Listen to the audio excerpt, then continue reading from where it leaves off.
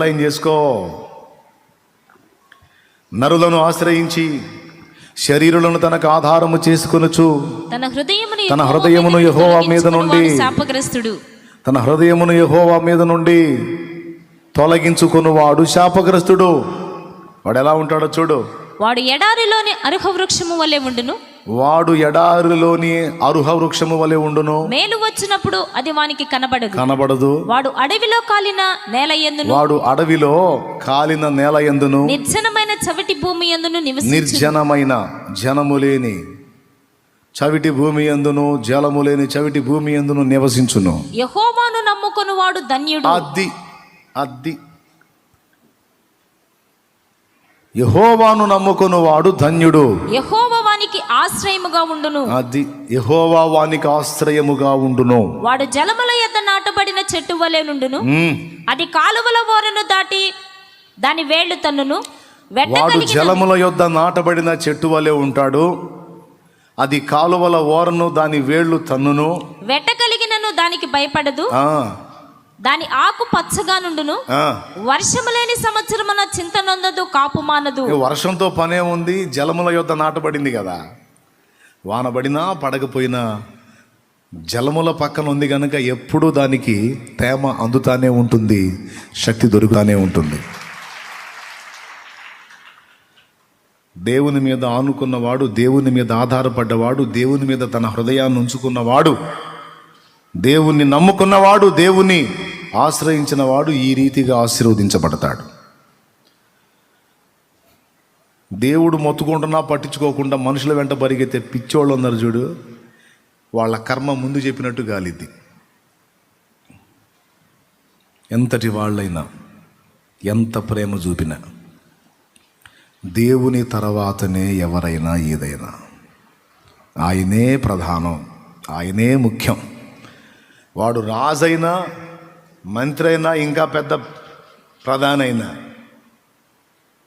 దేవుడి కంటే మించి ఎవ్వడు లేడు నాకు అనే స్థిర తీర్మానం మనందరి గుండెల్లో నిండుగా ఉండాలి. ఈ మాట మీకు నచ్చలేదా? నచ్చిందా? అదే కదా ఇప్పుడు చదివిన వాక్యంలో చెప్తున్న సారాంశం. కొంతమంది ఆఫ్ అండ్ ఆఫ్, సగం దేవుడి మీద అనుకుంటారు, సగం మనుషుల మీద అనుకుంటారు, సగం దేవుళ్ళలో సగం లోకంలో అనుకుంటారు. నో, కంప్లీట్గా ఆయన మీద ఆనుకోవాలి.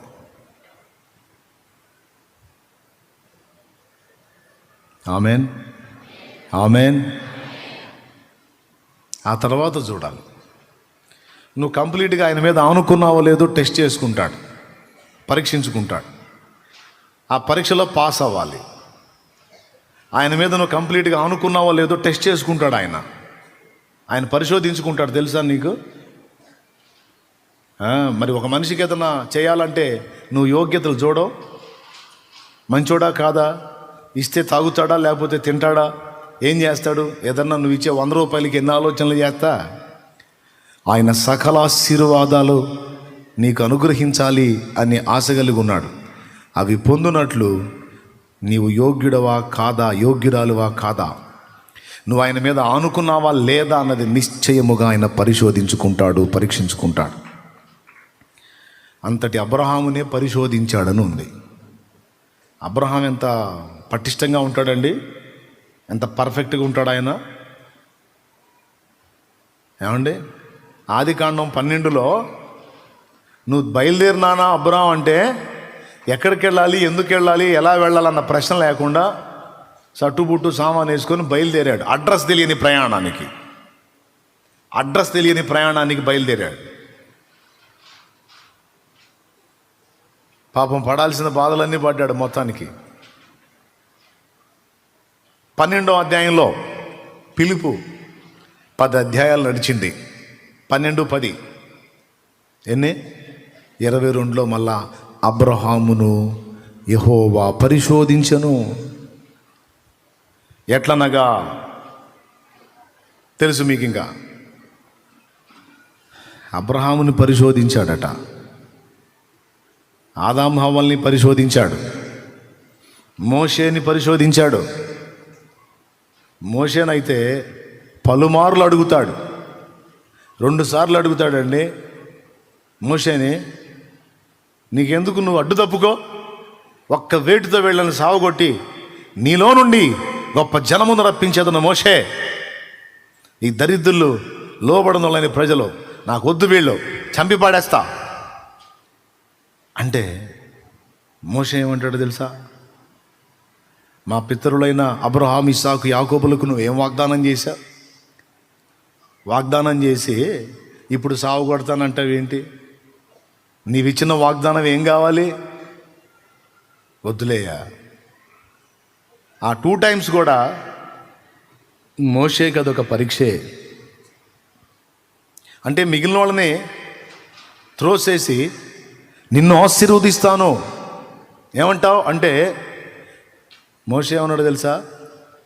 అవసరమైతే వాళ్ళని నీవు ఆశీర్వదించినట్లు, రక్షించినట్లు అవసరమైతే నేను నశించిపోవటానికి ఇష్టపడుతున్నాను అన్నాడు.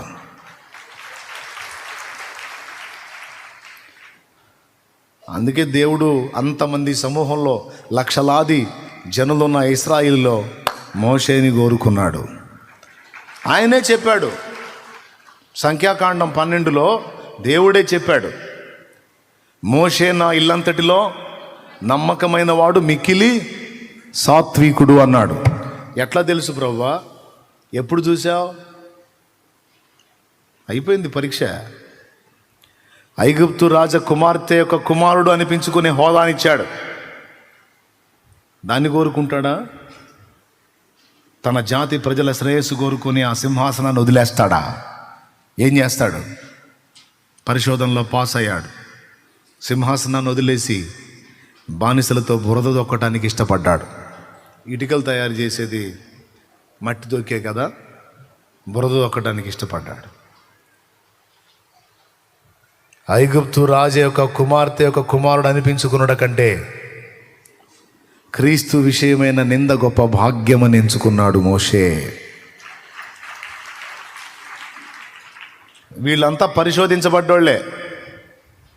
అబ్రహాం పరిశోధించబడ్డాడు, మోషే పరిశోధించబడ్డాడు, హనోకు పరిశోధించబడ్డాడు, నోవహు పరిశోధించబడ్డాడు.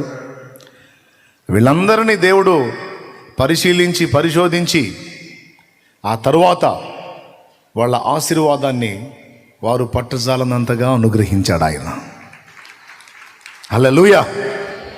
గట్టిగా చెప్పండి. ఇందాక నిద్రపోతున్నారా?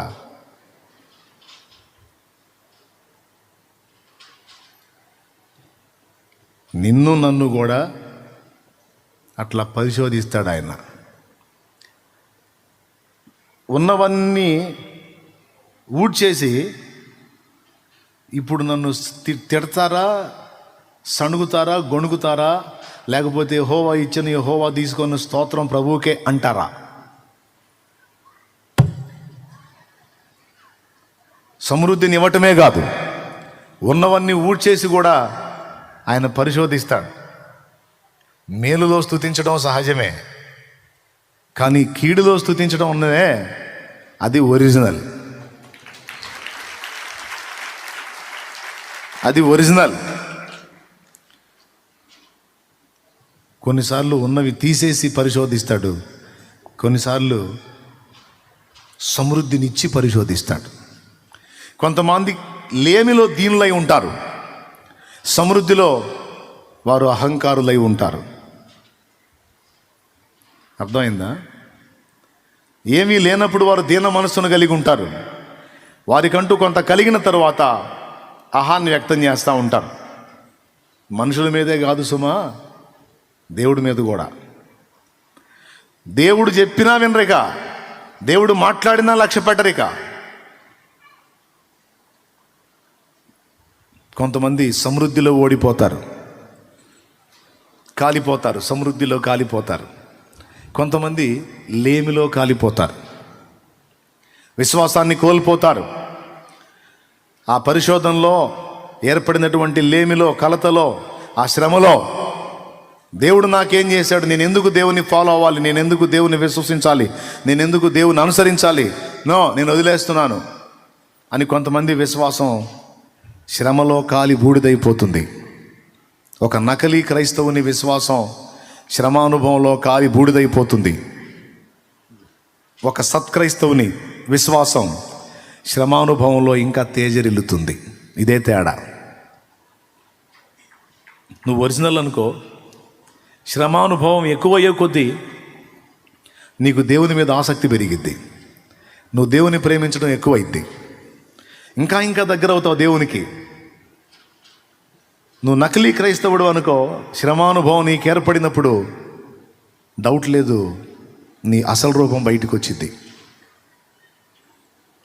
నకిలీ గోల్డ్ మీద, అంటే గోల్డ్ కోటింగ్ వేసిన వస్తువు మీద యాసిడ్ పోయింది, ఆ పైన ఉన్న గోల్డ్ పోయి ఆ లోపల ఉన్న అసలు రంగు బయటపడింది. అదే ఒరిజినల్ గోల్డ్ మీద యాసిడ్ అయ్యి ఇంకా ఏదన్నా పైన మురికి మస్ట్ ఉంటే ఈ యాసిడ్ దెబ్బకి అది కూడా పోయి ఇంకా చెమకాయిస్తుంటుంది చూడు. అది ఒక నిజ క్రైస్తవుడికి ఒక నకిలీ క్రైస్తవుడికి తేడా.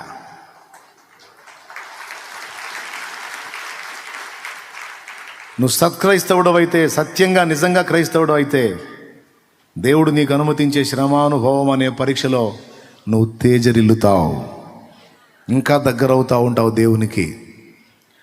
కావాలని ఓటమిని అప్పగిస్తుంటాడు, కొన్నిసార్లు అపజయాన్ని రాణిస్తాడు, అవమానం రాణిస్తాడు, తృణీకారం రాణిస్తాడు, నిందల పాలు గానిస్తాడు.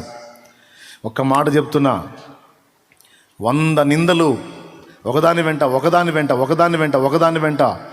100 రకాలుగా అవమానాలు నిన్ను చుట్టుముట్టి 100 నిందలు నేను ఎత్తిన పడనీగాక. వాటన్నిటినీ ఒకే ఒక్క దినమందు, ఆ నిందలన్నిటినీ ఒకే ఒక్క దినమందు పూదండలుగా మార్చగల సమర్థుడాయన.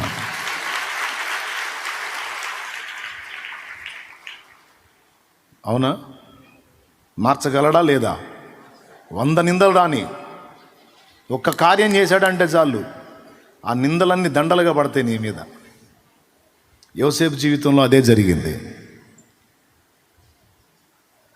పాపం చాలా వేదనలు పొందాడు వరుసగా, కానీ ఒక్క దినం అందే మారిపోయింది, టోటల్ పరిస్థితి మారిపోయింది. ఒక వీధిలో అవమానపరచబడితే, ఒక గ్రామంలో అవమానపరచబడితే, టోటల్ ఒక దేశ సింహాసనం మీద కూర్చున్నాడు. స్తోత్రం. ఆ పరిశోధనలో నిలవాలి. లేఖనంలో చాలా స్పష్టంగా రాసుంది, యెహోవా వాక్కు ఆయనను పరిశోధించుచుండెను అని. చూస్తారా కీర్తనల గ్రంథంలో 105వ కీర్తన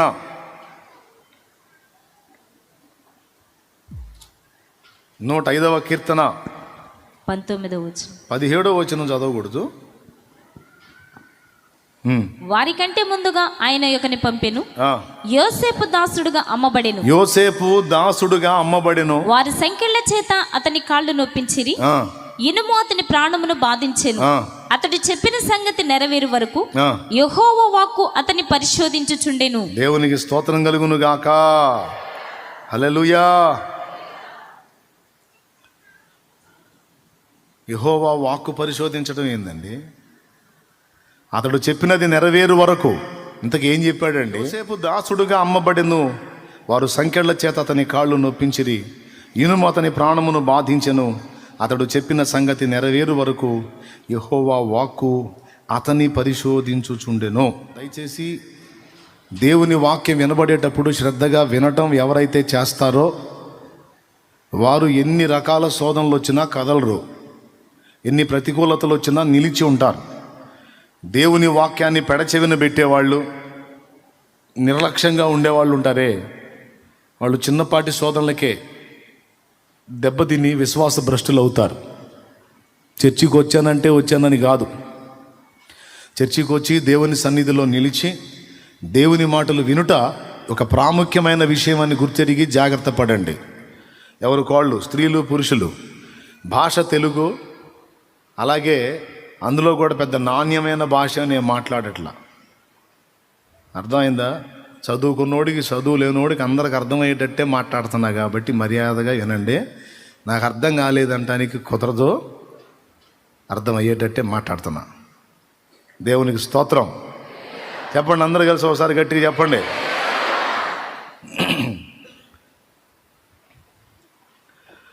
తనకు దేవుడు బయలుపరిచినటువంటి సంగతుల్ని తన హృదయంలో పెట్టుకోలేదు యోసేపు.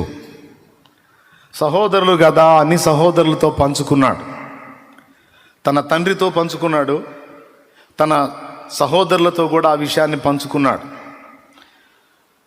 ఆ పంచుకున్నదే ఆయన కొంప ముంచింది. ఆయన ఏ మాటలైతే చెప్పాడో ఆ మాటల్ని తన అన్నలు విని అవి నెరవేరకుండా అడ్డగించాలని చూశారు. ఆ మాట కూడా మీరు ఆదికాండంలో చదవచ్చు, చాలా స్పష్టంగా రాసి ఉంటుంది. ఆయనను ఒక నీళ్లు లేని గుంటలో పడవేసి వాని ప్రాణాన్ని తీద్దాం, అప్పుడు వీని కలలేమగునో చూతము అని వారు అనుకున్నారని ఆదికాండంలో యోసేపు స్టోరీలో వాళ్ళ అన్నల విషయమై రాయబడి ఉంది. ఈ కలలు కనువాడు వచ్చుచున్నాడు, వీన్ని చంపి ఈ గుంటలో పడేద్దాం, వీని కలలేమగునో చూతము అని వారు అనుకున్నారు. చదువుతావా? 19వ వచనం, అధ్యాయం 37వ అధ్యాయం, ఆదికాండం 37:19. సలోమి చదివిద్ది వినండి. ఒకసారి ఆ సలోమి ఫేస్ చూపించవచ్చు కదా, చాలామంది అడుగుతున్నారు సలోమిని. సిగ్గుపడాలి సలోమి, చదువు. సరే వద్దంట్లే, సరే. సలోమిని చూడాలనుకునేవాళ్ళు ఆమె కనపడదంట, పేటకు వచ్చినప్పుడు చూద్దరు కానీ. వారు ఇదిగో ఈ కలలు కనువాడు వచ్చుచున్నాడు, వీని చంపి ఇక్కడున్న ఒక గుంటలో పారవేసి దుష్ట మృగము వీని తినివేసినని చెప్పుదుము, అప్పుడు వీని కలలేమగునో చూతుము రండని ఒకనితో ఒకడు మాట్లాడుకుని. అంటే ఈయనకు వచ్చిన కలలన్నీ తనలో భద్రం చేసుకోకుండా వాళ్ళ ముందు ఓపెన్ అయ్యాడు. వాళ్ళ ముందు ఇవన్నీ మాట్లాడినందుకు వాళ్ళు సంతోషించి, మన తమ్ముడు నిజంగా మనందరిలో గొప్పోడు అవుతాడంట, దేవుడు వాళ్ళకి బయలుపరిచాడంట, అదంట ఇదంట అని ఆనందపడలా. వాళ్ళందరి అంతరంగాల్లో అసూయ బయలుదేరింది, కక్ష బయలుదేరింది. తండ్రి యోసేపును స్పెషల్గా ప్రేమించటం, ఈ తండ్రి కంటే ముందు ఆ తండ్రి యోసేపును దర్శించి కొన్ని కలలు ఇవ్వటం వాళ్ళకి కంటగింపుగా తయారైంది, అసూయకు కారణమైంది. ఎంత కక్ష అంటే ఏకంగా చంపేసేయాలి అన్నంత కక్ష పట్టారు. ఈ కలలు గనువాడు వచ్చుచున్నాడు, వీని చంపి పారవేయుద్దము, వీని కలలు ఏమగునో చూతము రండి అనుకున్నారు. దేవుడు స్వప్న దర్శనం ఇచ్చాడు, అందులో కొన్ని సంగతులు చూపించాడు. కానీ ఇప్పుడు పరిస్థితి ఎలా వచ్చిందంటే, ఎవరికైతే ఏం చెప్పాడో వాళ్ళే వాటిని జరగకుండా అడ్డగించడానికి ట్రై చేస్తాం. మనం ఇతని ఆలోచనలు కొన్నిసార్లు మన ఆలోచనలు ఇతరులకు చెబుతాం, తర్వాత ఆలోచనలు నెరవేరకుండా వాళ్లే సైతానుల్లా తయారవుతారు చెడగొట్టడానికి. కొంతమందికి ఈ షాక్ కూడా తగులు ఉంటుంది జీవితంలో. పొరపాటుని చెప్పే ఈ దరిద్రుడితో, పొరపాటుని చెప్పే ఈ దరిద్రపు దాంతో అని అనిపించిన రోజులు ఉన్నాయా లేవా నీకు?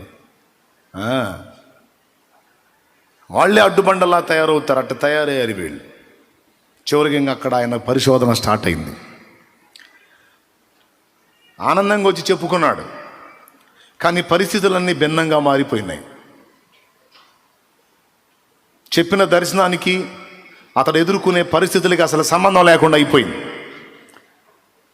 నేను అందరినీ ఏలేవాడిని అవుతానంట, మీరు కూడా నా కాలు మొక్కుతారంట, నాకు దేవుడు చూపించాడు అన్నాడు. ఇప్పుడు ఈయన కాలు జనం మొక్కటమేమో కానీ ఈయన బానిసయ్యాడు. స్తోత్రం. ఈయనేమయ్యాడు? ఈయన బానిసయ్యాడు. ఈయన కాళ్ళు జనం మొక్కటం కాదు, అన్నల్ని ఈయన ఏలటం కాదు, అన్నలు వచ్చి ఈయన కాళ్ళ ముందు పట్టడం కాదు, వాళ్ళ చేత ఇతడు అమ్మబడ్డాడు. ఏలిక, నేను ఏలికట దేవుడు చూపించాడు నాకు అనే మాట పోయి బానిసయ్యాడు. స్తోత్రం. అంటే ఇచ్చిన దర్శనానికి నడుస్తున్న జీవితానికి సంబంధం లేదు, ఆపోజిట్లో నడుస్తుంది వ్యవహారం. కొన్నిసార్లు అంతే ఉంటుంది. మనకిచ్చిన వాగ్దానానికి మనకు ఎదురవుతున్న పరిస్థితులకి అసలు సంబంధమే ఉండండి. దేవుణ్ణి ఎరిగిన వాళ్ళు బాగా వినండి, దేవుణ్ణి పర్సనల్గా తెలుసుకున్న వాళ్ళు, కలుసుకున్న వాళ్ళు, కాస్త కూస్తో దేవుణ్ణి ఎరిగిన వాళ్ళు దేవుడు ఏ మాట చెప్పాడో దాన్నే నమ్ముతారు, కానీ తమ కళ్ళ ముందు జరుగుతున్న పరిస్థితులను అస్సలు లక్ష్య పెట్టరు. చెవులు గలవాడు ఆత్మస్వరము వినుగాక. అది దేవుడు ఏ మాట చెప్పాడో ఆ మాటనే లక్ష్య పెడతారు, కానీ దానికి భిన్నంగా ఎదురవుతున్న పరిస్థితులను అస్సలు లక్ష్య పెట్టరు. ఎందుకంటే వాళ్ళకి ఆయన తెలుసు. ఎవరు తెలుసు? మంత్రి తెలుసా? రాజు తెలుసా? నో. వాళ్ళు ఎవరిని ప్రేమించి సేవిస్తున్నారో, ఎవరితో తమ మనసుని ట్యూన్ చేసుకున్నారో ఆ దేవుడు తెలుసు వాళ్ళకి. అందుకే వాగ్దానం చేసిన ఆయన దాన్ని నెరవేర్చుటకు సమర్థుడు అని ఎరిగినవాడు ఆ వాగ్దానం నెరవేర్పు విషయంలో రాజీ లేదని రూఢిగా విశ్వసిస్తాడు, ధైర్యంగా ఉంటాడు. దానికి భిన్నంగా 100 పరిస్థితులు రాని డోంట్ కేర్, లెక్క చెయ్యడు. స్తోత్రం. యోసేపు దమ్ము ధైర్యం అదే. వాళ్ళ నాన్న చెబితే వింటాం కాదు, యోసేపుకి పర్సనల్గా దేవునితో అనుబంధం ఉంది. అది సత్యం.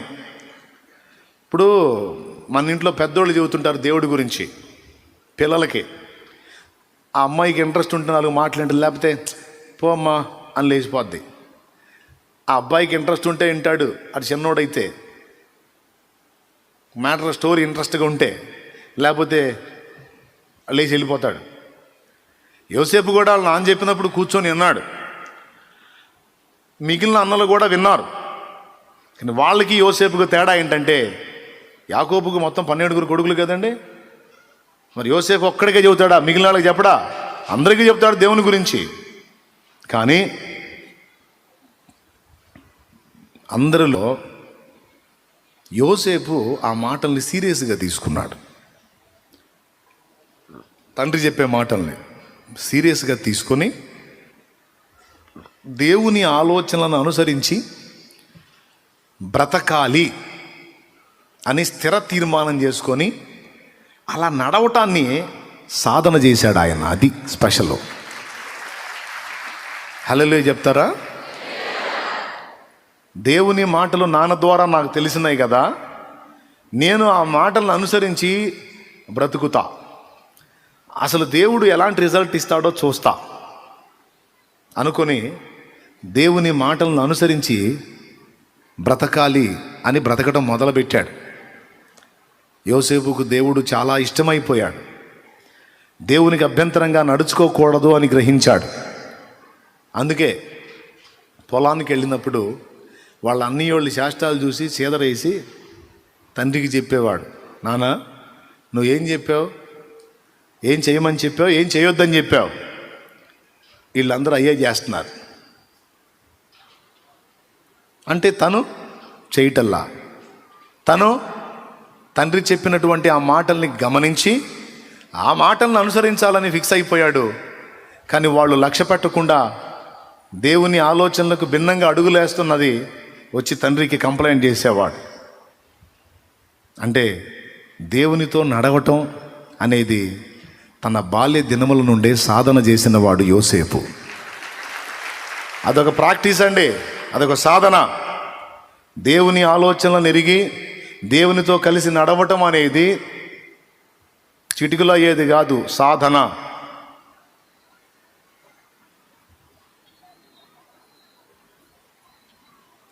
అలా నడవటానికి తన్ను తాను అప్పగించుకున్నాడు యోసేపు. చిన్నగా దేవునితో నడుస్తూ ఉన్నప్పుడు దేవునితో ఆయనకి మంచి సంబంధం ఏర్పడినప్పుడు తన పట్ల దేవునికి ఉన్న ఉద్దేశాలు యోసేపుకు బయలుపరచకుండా ఆయన ఉండలేకపోయాడు. అది ఆయన మనసు.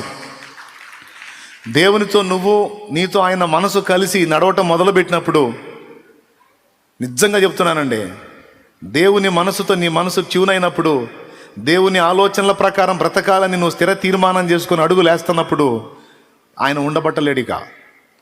నీ గురించిగా ఆయన ఏమేం తలంచాడో, నిన్నేమేం చేయాలనుకున్నాడో మొత్తం నీకు వాగ్దాన రూపంలో కావచ్చు, స్వప్నంలో కావచ్చు, దర్శనంలో కావచ్చు, నీకు బయలుపరుస్తాడు ఆయన.